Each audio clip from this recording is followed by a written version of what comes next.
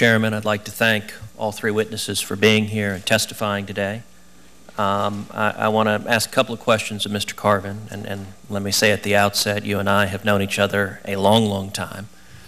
Indeed, my first job as a practicing lawyer was working for you in a very small law firm, and so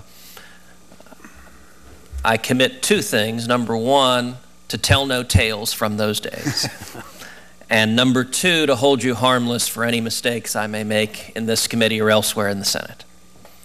I'd like to ask your legal judgment on what is required in response to the Shelby County decision. And the Supreme Court in Shelby County noted that Congress had before it in 2006 thousands of pages of record, as the last exchange just highlighted.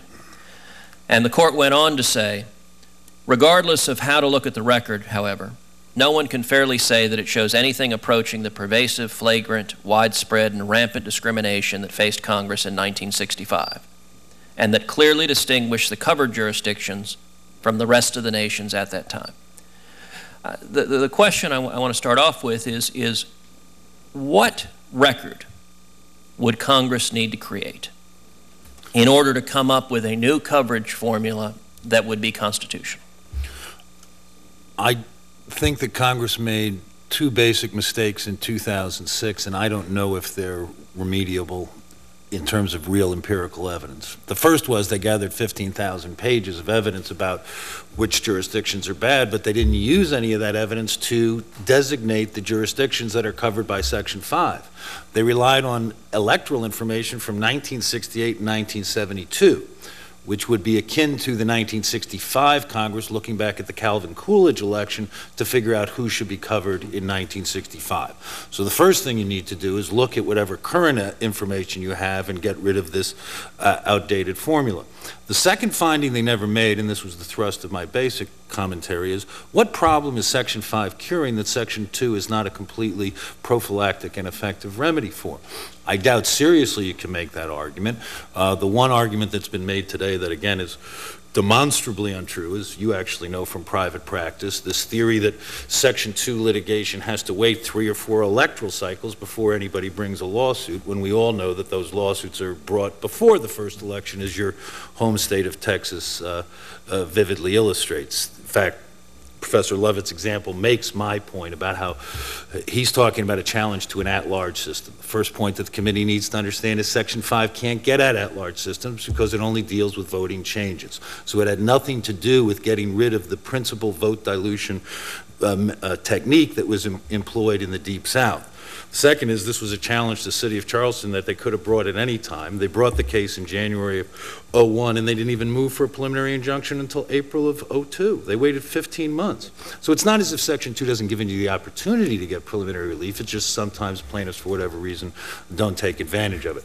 So what Congress would have to do, and what frankly I don't think they can show, is that there is such a cognizable difference between the jurisdictions that are being covered that they need Justice Department oversight 24/7 and the districts that are not being overcome. There may be a handful of districts out there that need that kind of extra supplement for Section 2, but Congress hasn't come close to identifying what those would be, particularly since the covered jurisdictions are actually doing better today in terms of minority vote participation than the non-covered jurisdictions.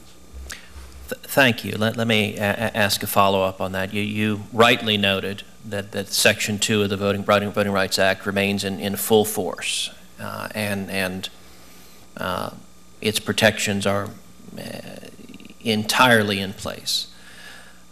Section 5, what I'd like to ask you is your practical experience. You have litigated a number of voting rights cases. You have worked with, alongside, and after the fact, elected officials dealing with Section 5. And what I wanted to ask is, while Section 5 was in place, while the Department of Justice had the authority to pre-clear or not pre-clear the decisions of elected officials in states, to what extent did Section 5 effectively require elected officials to make decisions based upon race?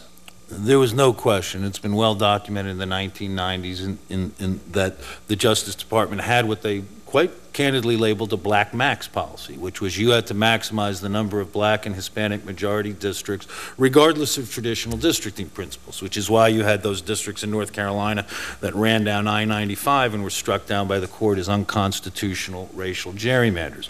So the first thing that Section 5 was used for was these politically motivated racial gerrymanders, which I hasten to add, I was involved with in the 1990s and greatly aided the Republican Party. There's no bones about that. So everything I'm telling you today is actually contrary to the Republican Party's partisan interests.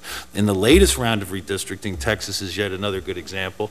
They've injected even more politics into the discussion because they now say that this new ability to elect standard that was enacted by Congress in 2006 protects white Democrats like Lloyd Doggett in 9% black districts. In other words, you can't diminish any Democrat's ability to get reelected if they are the party that's predominantly supported by minorities.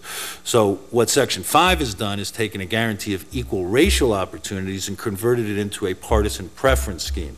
So one of the beneficial results of Shelby County is that you will be decreasing the amount of politically motivated racial gerrymanders, and you will be decreasing the amount that race has to be considered now in every district, from where there's a 9% minority population to a 60% minority population, which has clearly driven redistricting over the last 30 years. Thank you, Mr. Carvin. Senator Blumenthal.